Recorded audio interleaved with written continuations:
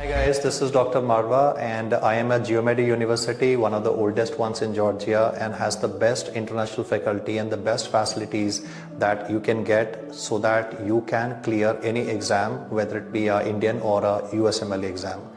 The academics here are really very good, and most importantly the management is very student friendly. I have had a personal discussion with the rector and I found her to be an amazing academician, amazing educator who would help you not only with the academics but would also help you sail through the system very well, so that ultimately, after all, once you get back home and you are going to practice as a doctor back home in India, then this university has everything that would be required. Geomedi University is an excellent platform, and I am a visiting faculty at Geomedi University and would be coming here subsequently for my classes as well. So you get to interact with me so that you get a better orientation for your FMGE exam, and which would be forthcoming called as a next exam.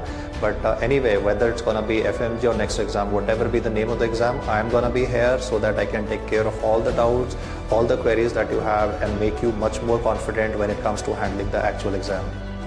Being in Georgia has been an amazing experience. The hospitality has been great. The university has taken very good care of me, and I would strongly recommend you to join Geomedi University so as to enhance your medical career. God bless you.